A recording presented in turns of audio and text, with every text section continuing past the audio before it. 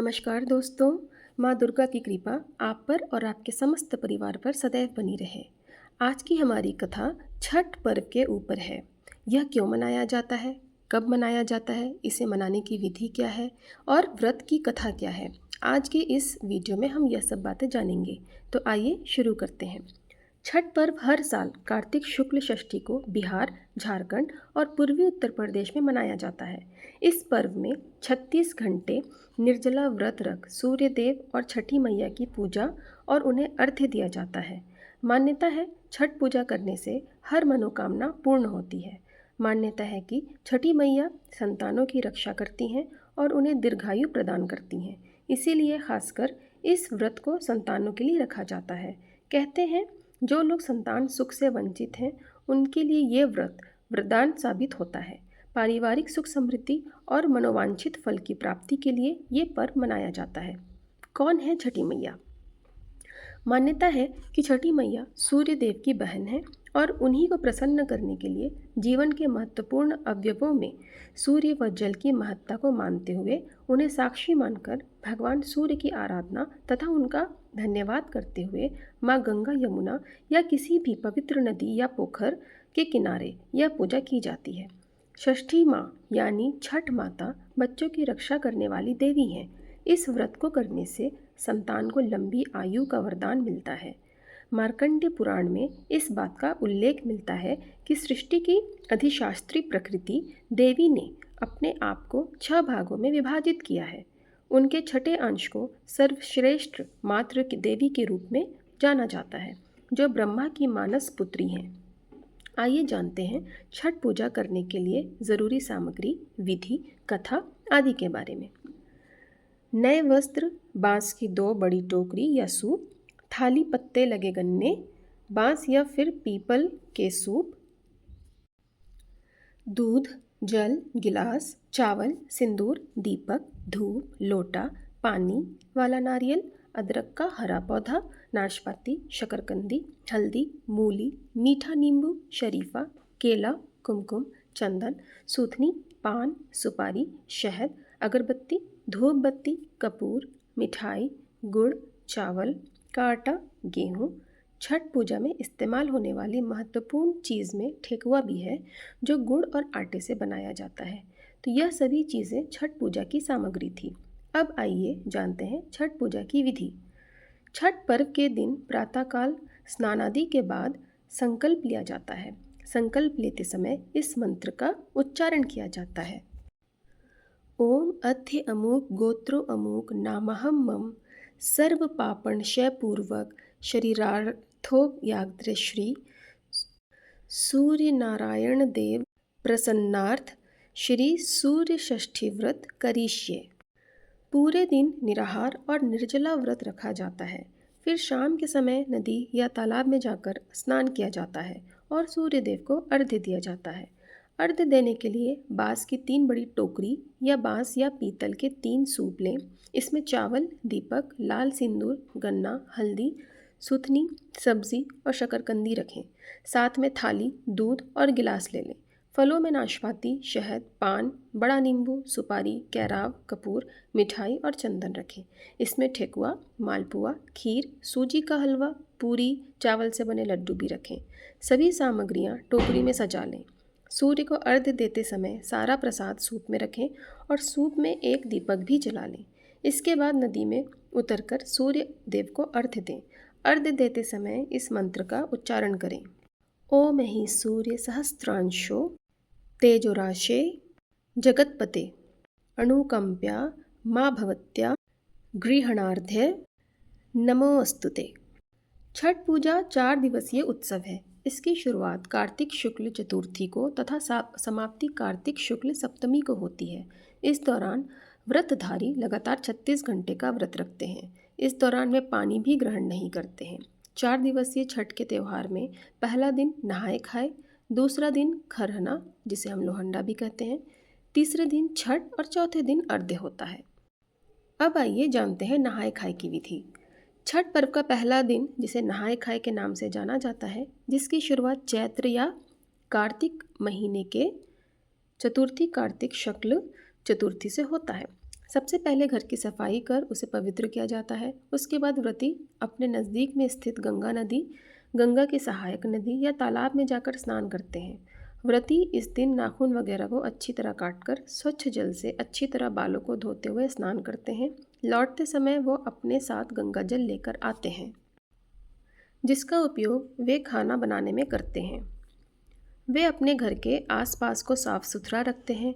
व्रती इस दिन सिर्फ एक बार ही खाना खाते हैं।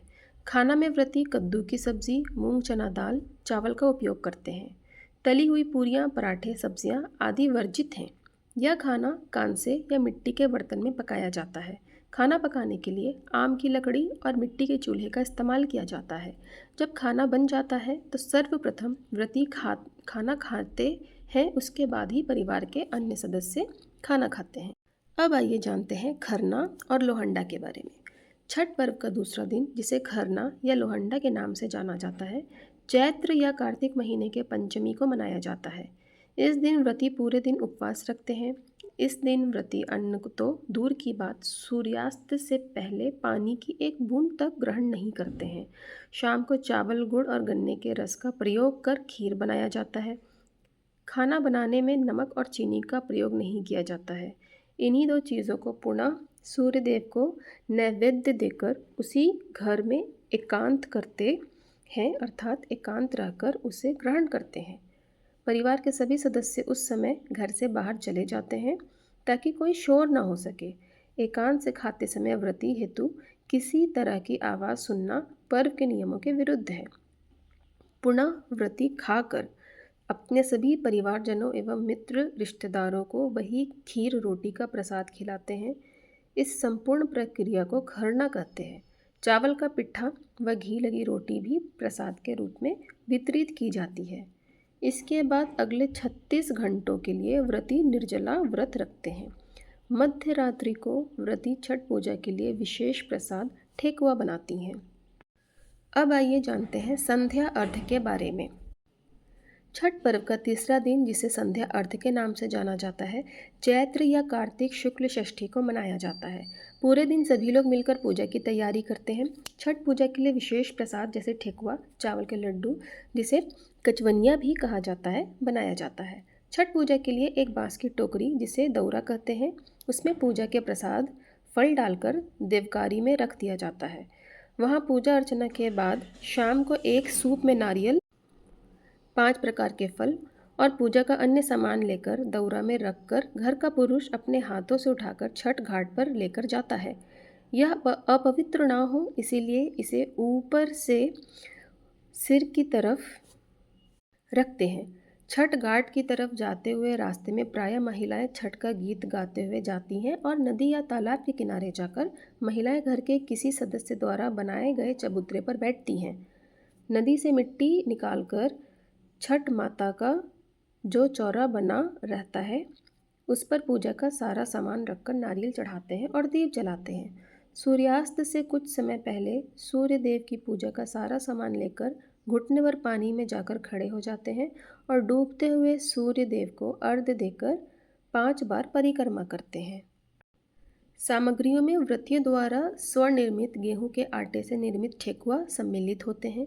यह ठेकुआ इसीलिए कहलाता है क्योंकि इसे काठ के एक विशेष प्रकार के डिज़ाइनदार फर्म पर आटे की लुगदी को ठोक कर बनाया जाता है। उपरोक्त पकवान के अतिरिक्त कार्तिक मास में खेतों में उपजे सभी नए कंदमूल, फल सब्जी, मसाले व अन्न आदि तथा गन्ना, ओल, हल्दी, नारियल, नींबू, पके केले आदि चढ़ाए जाते हैं। ये सभी वस्तुएं साबुत ही अर्पित होते हैं। इसके अतिरिक्त दीप जलाने हेतु नए दीपक, नई बत्तियां व घी ले जाकर घाट पर दीपक जलाते हैं। इसमें सबसे महत्वपूर्ण अन्न जो है वह है कुसही के राव के दाने, जो टोकरे में लाए तो जाते हैं और सांध्य अर्घ्य में सूरज देव को अर्पित नहीं किए जाते। इन्हें टोकरे में कल सुबह उगते सूर्य को अर्पण करने हेतु सुरक्षित रख दिया जाता है। बहुत सारे लोग घाट पर रात भर ठहरते हैं। वहीं कुछ लोग छठ का गीत गाते हुए सारा सामान लेकर घर आ जाते हैं और उसे देवकरी में रख देते हैं। अब आइए जानते हैं उषा अर्घ्य के बारे में।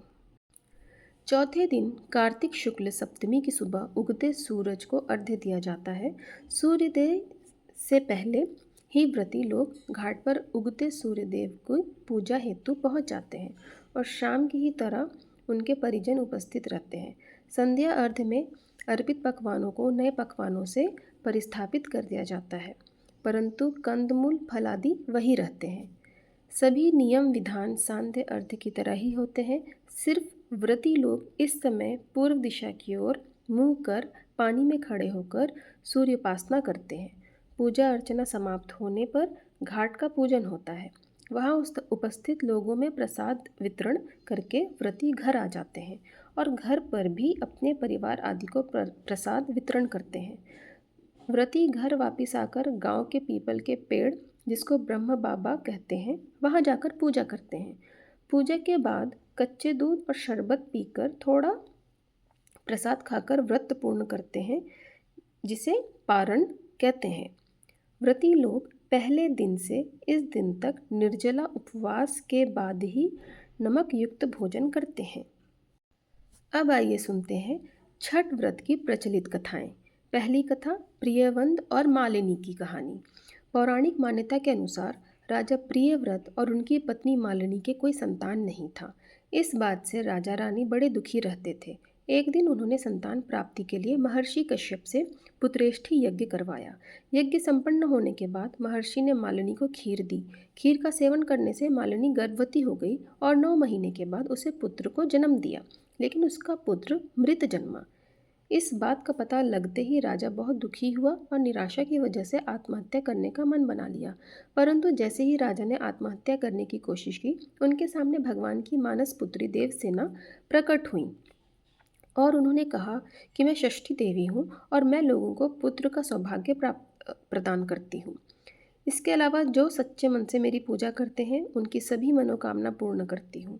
यदि राजन तुम मेरी विधि विधान से पूजा करोगे तो मैं तुम्हें पुत्र रत्न प्रदान करूँगी। देवी के कहे अनुसार राजा प्रियव्रत ने कार्तिक शुक्ल की षष्ठी तिथि के दिन देवी षष्ठी की पूरी विधिपूर्वक पूजा की। इस पूजा के फलस्वरूप रानी मालिनी गर्भवती हुई और उन्होंने एक सुंदर पुत्र को जन्म दिया। तभी से छठ का पावन पर्व मनाया जाने लगा। दूसरी कहानी भगवान राम और सीता माता ने भी किया था उपवास। एक मान्यता के अनुसार लंका पर विजय पाने के बाद राम राज्य की स्थापना के दिन कार्तिक शुक्ल षष्ठी को भगवान राम और माता सीता ने उपवास किया और सूर्य देव की पूजा की और सप्तमी को सूर्योदय के वक्त फिर से अनुष्ठान और सूर्य देव से आशीर्वाद प्राप्त किया था। यही परंपरा अब तक चली आ रही है। तीसरी कहानी सूर्य पुत्र कर्ण ने भी की थी पूजा। पौराणिक मान्यताओं के अनुसार छठ पर्व की शुरुआत महाभारत काल में ही हुई थी। सबसे पहले सूर्यपुत्र कर्ण ने सूर्य देव की पूजा शुरू की। कर्ण भगवान सूर्य के परम भक्त थे। वह प्रतिदिन घंटों कमर तक पानी में खड़े होकर सूर्य को अर्घ्य देते थे।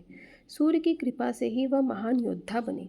आज भी छठ में अर्घ्य दान की यही परंपरा प्रचलित है। चौथी कहानी द्रौपदी ने रखा व्रत, पांडवों को मिला राजपाट। छठ पर्व के बारे में एक कथा और भी है। इसके अनुसार जब पांडव अपना सारा राजपाट जुए में हार गए, तब द्रौपदी ने छठ व्रत रखा। उनकी मनोकामनाएं पूरी हुई और पांडवों को राजपाट वापस मिल गया। लोक परंपरा के अनुसार सूर्य देव और छठी मैया का संबंध भाई बहन का है, इसीलिए छठ के मौके पर सूर्य की आराधना फलदायी मानी जाती है। अब आइए जानते हैं छठ व्रत के दौरान किन किन बातों का ध्यान रखें।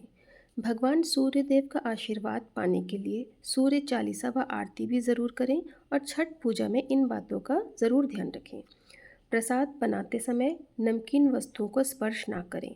छठ मैया से अगर कोई मन्नत मांगी हो तो उसके गलती से भी भूले नहीं। चांदी, प्लास्टिक, स्टील या शीशे के बर्तन से सूर्य देव को अर्घ्य ना दें। छठ पूजा के दौरान साफ सफाई का विशेष ध्यान दिया जाता है। इस दौरान साफ सुथरे और अगर मुमकिन हो नए कपड़े पहनकर ही छठ पूजा कीजिए। छठ पर्व के दौरान व्रती को बिस्तर पर नहीं सोना चाहिए।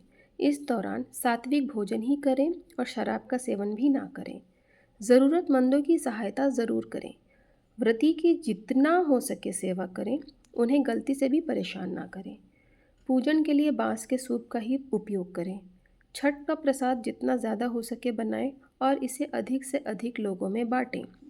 छठ पूजा के दिनों में घर में किसी प्रकार का कलेश ना हो और परिवार वालों में खुशी का माहौल रहे। किसी भी प्रकार के झगड़े से बचे, वरना इससे छठ मैया रुष्ट हो जाती हैं।